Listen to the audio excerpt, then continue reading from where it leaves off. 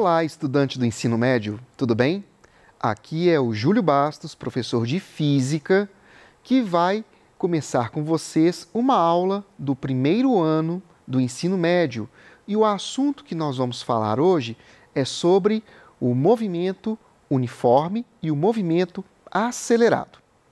Bom, para a gente poder falar sobre o que é movimento, a gente precisa definir certas grandezas na física. E a gente vai, ao longo desta aula, fazer essas definições, ok? Então, já que vamos começar falando de movimento uniforme, vamos definir primeiro o conceito de velocidade. Só rapidinho antes da gente começar, eu coloquei aqui também uma definição do que é o movimento uniforme e o que é o movimento acelerado. A diferença entre eles é qual grandeza física será mantida constante. No caso do movimento uniforme, é a velocidade que se mantém constante. Já no movimento acelerado, será a aceleração que vai se manter constante. Durante a aula, eu vou explicar a diferença dessas duas grandezas. Começando pela velocidade. Velocidade, gente, é uma razão que vai relacionar a distância que um objeto percorre com o tempo necessário para que isso aconteça. Então, a gente mede essa velocidade normalmente em quilômetro por hora, que é uma unidade de comprimento, dividido por uma unidade de tempo. Contudo, no Sistema Internacional de Medidas é utilizada a unidade metro por segundo, tá? E aí, se for necessário você fazer alguma transformação entre metro por segundo e quilômetro por hora, você pode usar essa relação matemática aqui. 1 metro por segundo corresponde a 3,6 quilômetros por hora. Tá? Então você pode fazer tanto indo de metro para segundo para quilômetro por hora, como o contrário, indo de quilômetro por hora para metro por segundo. Daí vocês devem estar pensando, por que eu preciso saber dessas duas unidades, Júlio? É o seguinte, o quilômetro por hora é uma unidade que nós utilizamos no dia a dia para sinalização, na marcação dos radares.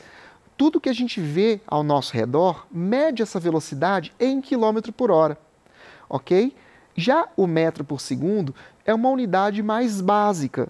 Quando eu falo de comprimento, é mais básico medirmos algo em metros do que em quilômetros. E a mesma coisa quando eu penso no tempo. Apesar do tempo ser medido em horas, ou minutos, ou segundos, o segundo é a unidade padrão no meio científico. Daí a necessidade da gente saber que existem essas duas possibilidades de medirmos a velocidade e de como saber tratar essa informação quando for necessário, ok? Outra coisa importante quando falamos de movimento uniforme é sobre a classificação desse movimento. Ele pode acontecer no sentido crescente das posições ou no sentido decrescente.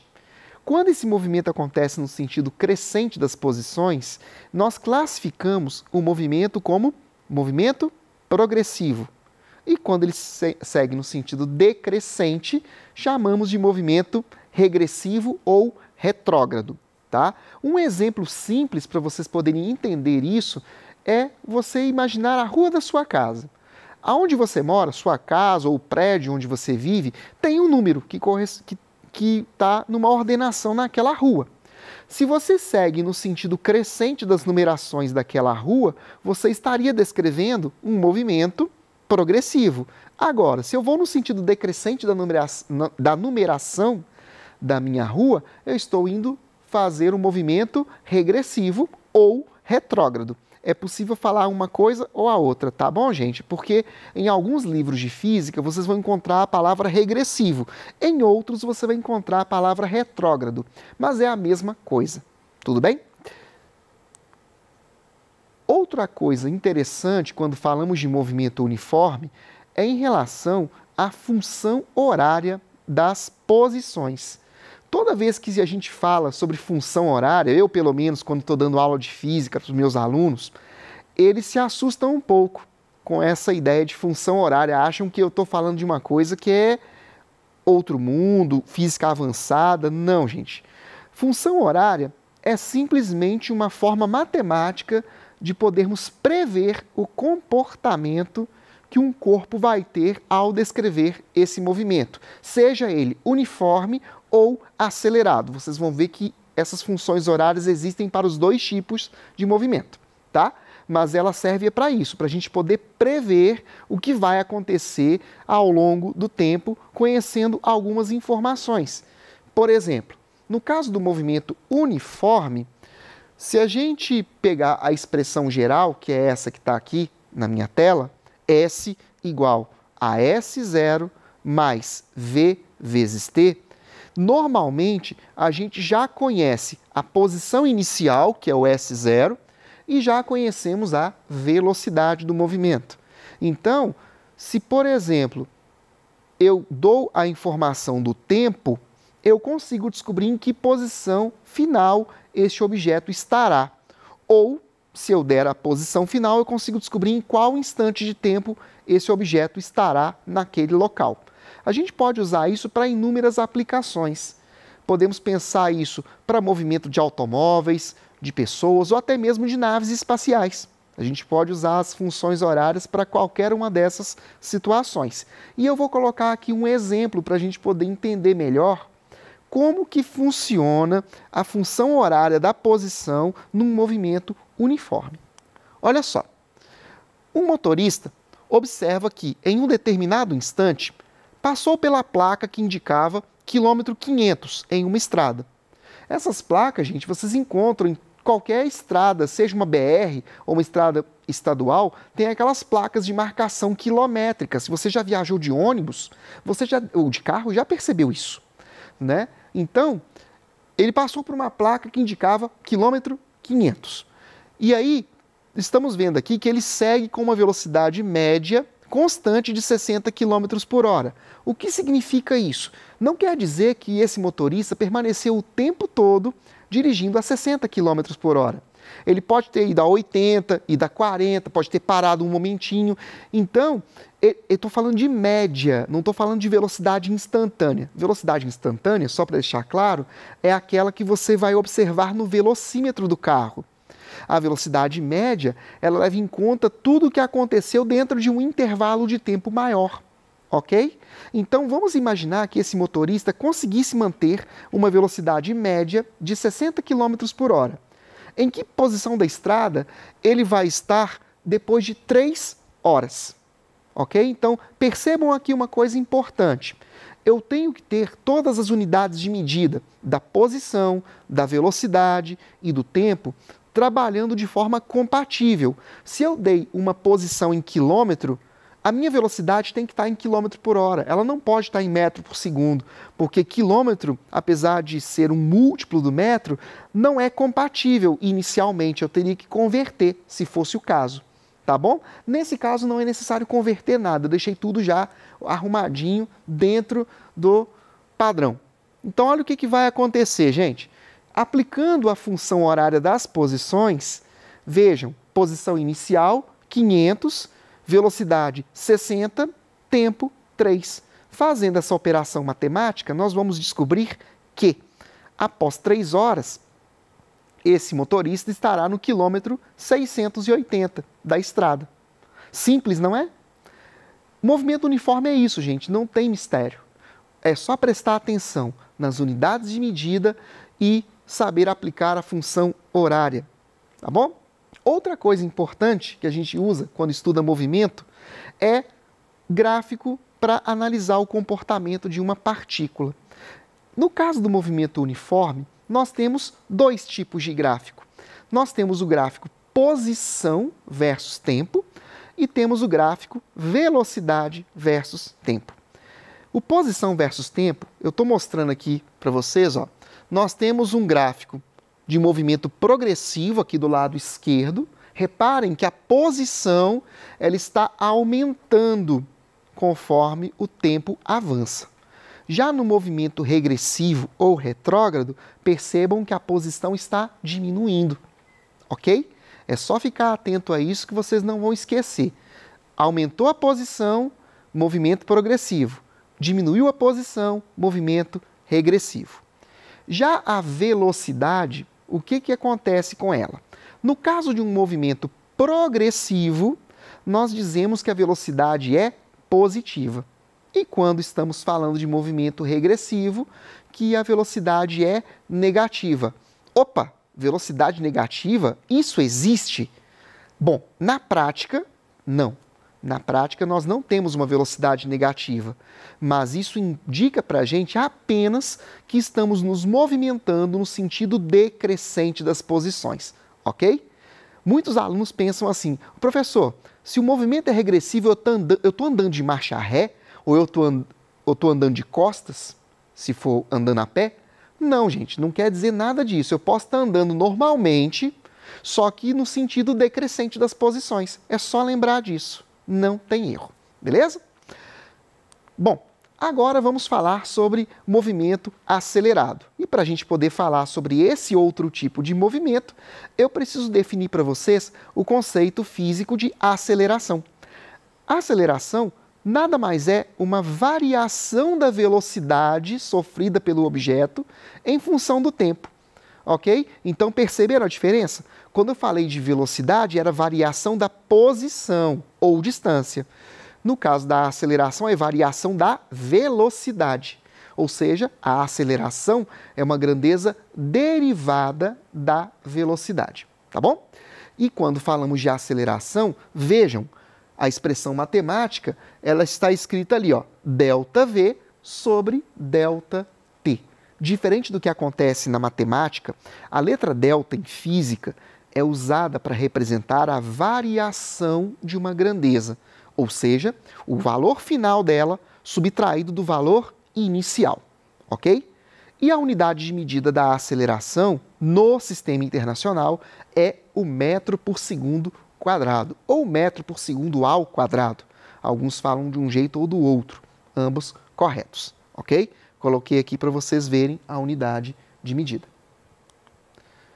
Bom, o que acontece? Quando a gente tem movimento acelerado, na hora de classificar ele, a gente tem que prestar atenção não apenas no sinal da aceleração, a gente precisa prestar atenção também no sinal da velocidade. Lembra agora há pouco que eu falei de movimento progressivo e movimento regressivo? No caso dos movimentos com aceleração, a gente tem outras duas formas de classificar.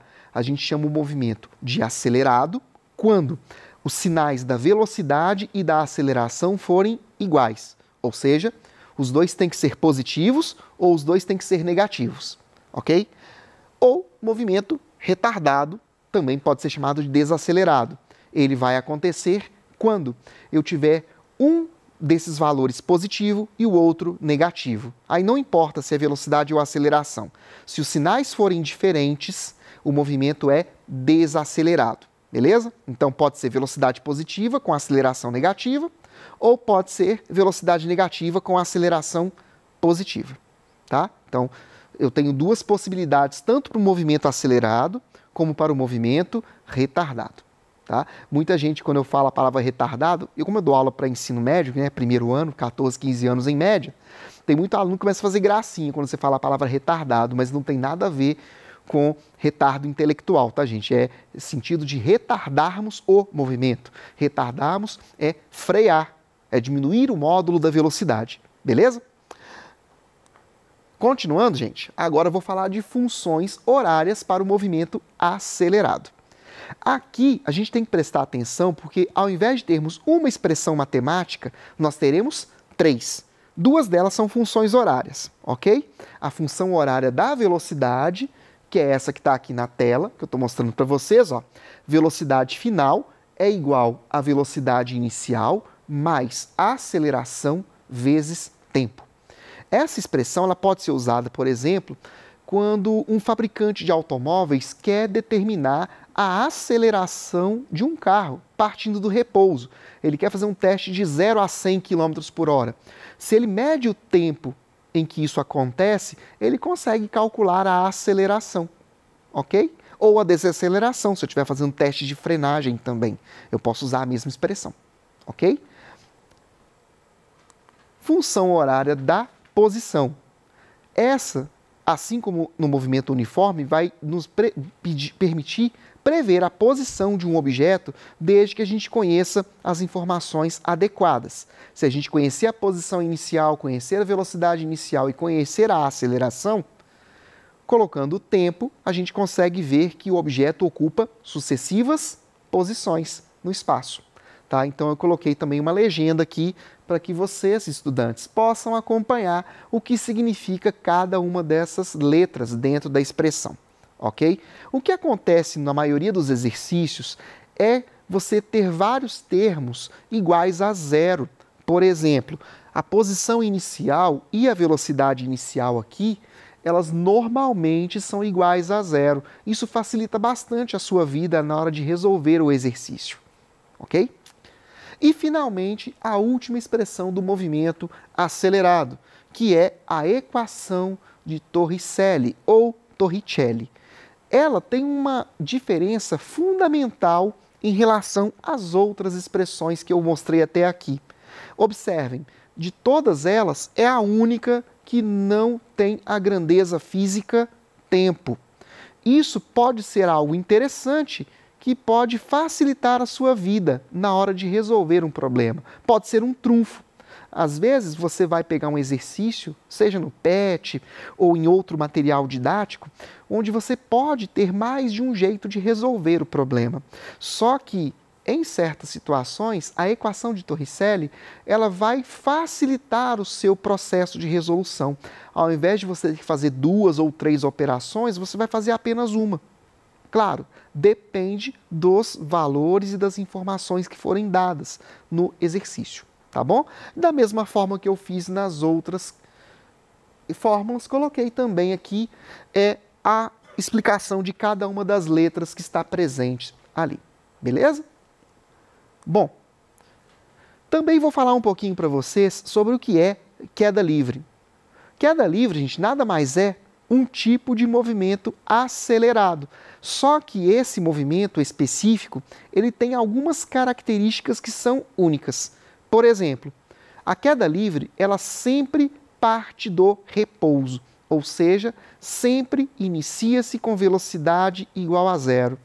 Segundo ponto importante da queda livre, se trata de um movimento exclusivamente na direção vertical para baixo, ok? Não existe queda livre quando eu jogo um objeto para cima. Nesse caso, estamos falando de lançamento vertical, que também é um movimento acelerado, mas aí é a mesma lógica das expressões que eu mostrei agora há pouco. E a aceleração deste movimento tem um valor fixo, que é igual a g.